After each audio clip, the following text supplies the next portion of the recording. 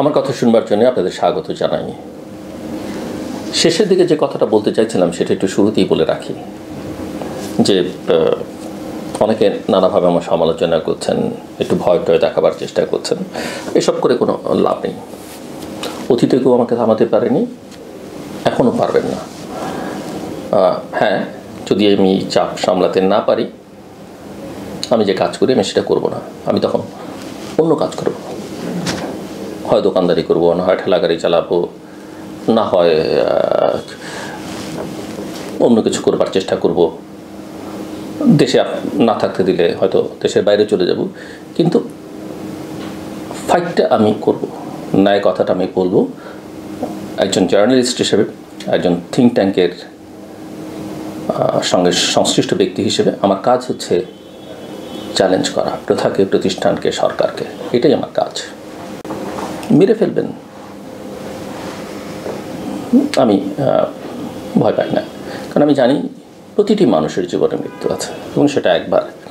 যারা বিশ্বাস করেন সৃষ্টিকর্তা তারা জানেন যে এটা নির্ধারণ। কাজে ওইসব ভয় টয় দেখিয়ে খুব একটা লাভ নেই। এবং আমার মেন্টাল স্ট্রেংথ টু হাই। অনেকে মনে করতে পারে না, একটু ভয় টয় দেখিয়ে যতটা ঠান্ডা করে রাখা যায়, কোনো লাভ নেই। আমি বরং সাধুবাদ জানাবো, আমি যে কথা বলছি সেটাকে কাউন্টার করা, যুক্তি দিয়ে আমি যে ভাষায় যেভাবে বলি সেই ভাষায়, সেই ভঙ্গিতে অত্যন্ত শালীনতার সঙ্গে শোভন অ্যাপ্রোচে আমার সঙ্গে বিতর্ক করুন।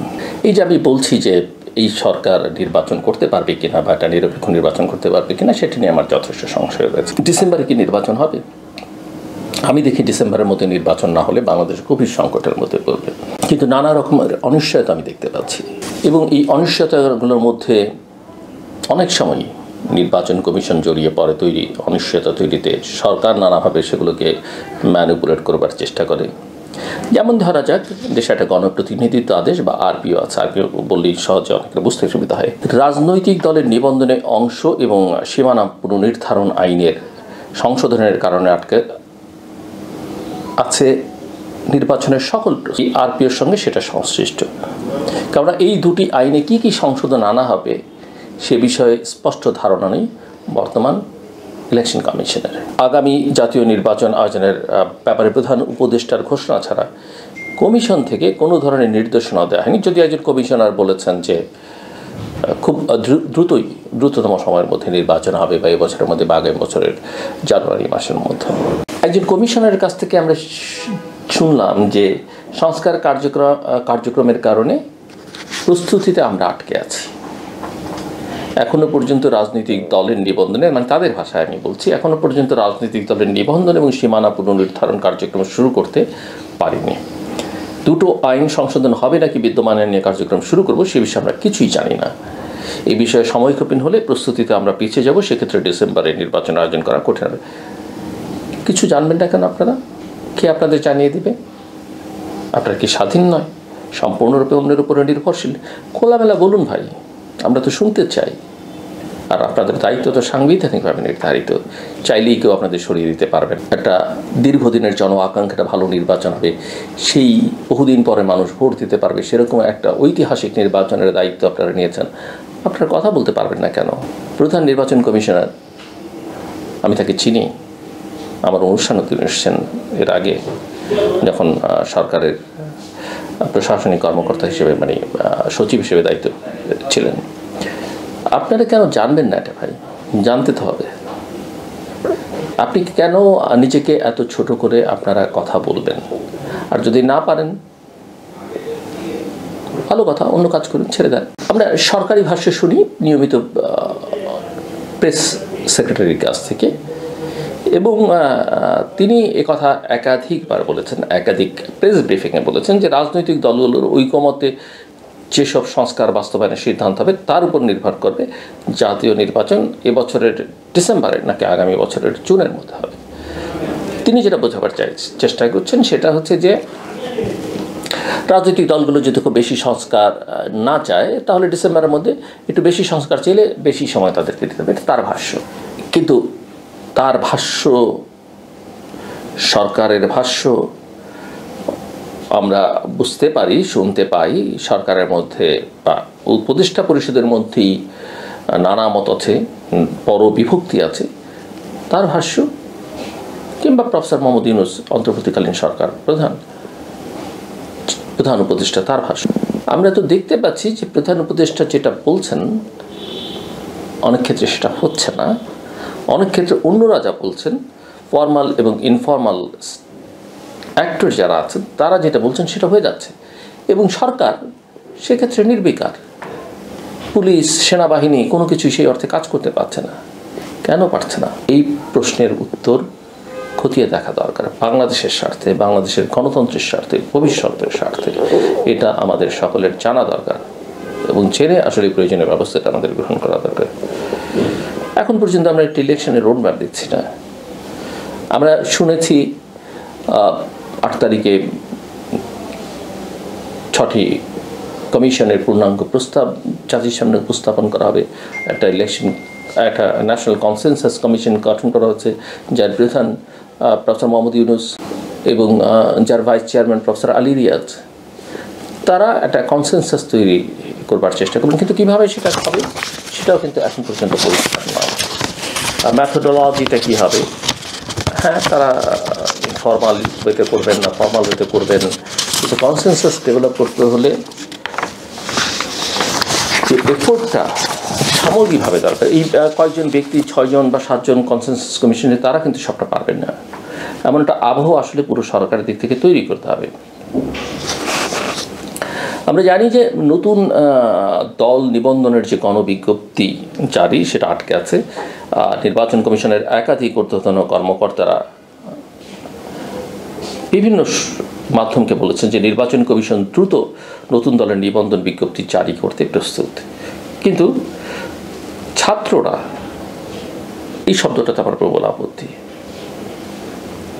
ছাত্ররা নতুন রাজনৈতিক দল গঠন করবে বলে বিজ্ঞপ্তি দেওয়া হচ্ছে। তারা অবশ্য সার্ভে করবে, নানা কিছু করবে, জনমত গঠন যাচাই করবে, কিন্তু ছাত্ররা কি দল করছে? কোটি কোটি ছাত্র বাংলাদেশে, তারা সবাই কি একমত? যে ছাত্র সংগঠনগুলো আছে, ছাত্রলীগ, ছাত্রদল, ছাত্র শিবির, ছাত্র ফ্রন্ট, ছাত্র ইউনিয়ন, ছাত্র মৈত্রী, তারা কি সবাই একমতের? যে ছাত্ররা রাজনীতির সঙ্গে নেই, রাজনীতি করতে চায়নি, জীবনের তাগিদে, গণতন্ত্রের আকাঙ্ক্ষায় সতীর্থ যখন জীবন যাচ্ছে তখন রাজপথে নেমেছে, সে কি আবার আরেকটি রাজনীতি সংগ্রামের জন্য দ্রুত মাঠে নামবে? I don't think so. এটা হয় না। তাহলে ছাত্রদের দল, আর একটা ছাত্র রাজনৈতিক দল করে কিভাবে? আজকে যে ছাত্র, কালকে সে ছাত্র তো থাকছে না। একজন ছাত্রদের বয়স কত? আর একটা রাজনৈতিক দল তো বছরের পর বছর, দশকের পর দশক, যুগের পর যুগ কাজ করে। তো তারা যেটা বলছেন যে ছাত্ররা নতুন দল গঠন করবে বলে বিজ্ঞপ্তিও দেওয়া সম্ভব হচ্ছে না। ছাত্রদের এই কথিত ছাত্রদের বা ছাত্রছাত্রীদের সঙ্গে ইলেকশন কমিশনের কি খুব যোগাযোগ আছে? তারা কি তাদের দ্বারা প্রভাবিত? না সরকার প্রভাবিত করছে ইলেকশন কমিশনকে যে এদের জন্য অপেক্ষা করতে হবে? তাহলে এটা কি কিংস পার্টি হচ্ছে? এই প্রশ্নগুলো কিন্তু থাকছে। এবং তারা কবে কখন রাজনৈতিক দল করবেন, তারপর নতুন দল এর নিবন্ধনের জন্য গণবিজ্ঞপ্তি জারি করাবে, এটা ইলেকশন কমিশনাররা বলছেন। How funny! মানে এটা কোনো কথা? কোনো ইলেকশন কমিশন ভেতরে থাকলে তো প্রকাশ সেটা বলে তাকে আস্থাই নষ্ট করে ফেলছেন জনগণের, এবং এই আস্থা তো আপনি ফিরিয়ে আনতে পারবেন না। এই সব ব্যক্তিবর্গ আপনারা কিন্তু সেই আস্থা ফেরত আনার কোনো সুযোগ রাখছেন না। যেমন সংবিধান সংস্কার কমিশনের আমি একটা পত্রিকায় দেখলাম, প্রস্তাব অনুযায়ী সংসদে আসন বাড়বে নাকি বিদ্যমান 300 আসন ভোট হবে, ইসি জানে না, কাজেই তারা বসে আছে। সংস্কারের প্রক্রিয়া আমরা দেখতে পাচ্ছি অত্যন্ত মন্থর গতি। ডিসেম্বরে জাতীয় নির্বাচন সম্পন্ন করতে হলে অক্টোবরের মধ্যেই নির্বাচন কমিশনের যাবতীয় প্রস্তুতি শেষ করতে পারতাম। মোটামুটিভাবে 3 মাসের প্রয়োজন হয়। ওইদিকে নতুন ভোটার নিয়ে নতুন সমস্যা দেখা দিয়েছে। ডিসেম্বরে ভোট হলে নতুন তথ্য সংগ্রহ করা অনেকেই ভোটার তালিকাভুক্ত হতে পারবেন না। আর 2 জানুয়ারির পর ভোট হলে নতুন করে যাদের তথ্য সংগ্রহ করা হচ্ছে তাদের সবাই তালিকাভুক্ত হতে পারবে। কারণ এবার যাদের জন্ম 2008 সালের 1 জানুয়ারি বা তার আগে তাদের তথ্য সংগ্রহ করা হচ্ছে। এই সংখ্যা মূলত 18.5 লক্ষ। একটি পত্রিকার তথ্য অনুযায়ী যারা 2026 সালের 2রা জানুয়ারি ভোটার হবেন। এই নতুন ভোটারকে সামনে এনে ভোট পেছানো হতে পারে বলে ধারণা করছে ইসির সংশ্লিষ্টরা। এর মধ্যে কোনো অসততা আছে কি না উদ্দেশ্যের, সেটা নিয়ে কিন্তু প্রশ্ন তুলবার যথেষ্ট সুযোগ রয়েছে এইসব কথাবার্তা বলে। আমরা জানি কিভাবে নির্বাচন পেছানো হয়। এদিকে জাতীয় নির্বাচনের আগে স্থানীয় সরকারের দাবিকে নির্বাচন সংশ্লিষ্টদের কেউ এমনকি আমিও জাতীয় নির্বাচন বিলম্বিত করবার একটা চক্রান্ত হিসেবে মনে করছি।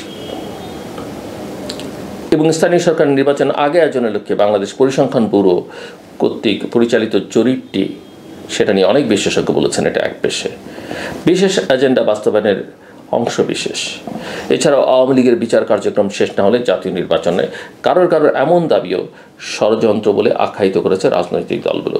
প্রধান রাজনৈতিক দল বিএনপিও জাতীয় নির্বাচনের আগে স্থানীয় সরকার নির্বাচনে আপত্তি জানিয়েছে। আওয়ামী লীগের বিচার করবেন, আমি তো দেখিনি কোনো উদ্যোগ নেওয়া হয়েছে আওয়ামী লীগকে সন্ত্রাসী সংগঠন হিসেবে চিহ্নিত করতে হবে এবং বিচার করবে। ইন্ডিভিজুয়ালদের বিচার করবে, নিঃসন্দেহে প্রত্যেক অপরাধের বিচার করবে। আমরা বিচার চাই, আমরা প্রত্যেকের সাফারার, গোটা দেশ সাফার করেছে, গোটা দেশটাকে ফোকলা বানিয়ে দিয়ে গেছে আওয়ামী লীগ সরকার যারা ছিলেন, তাদের বিচার করুন।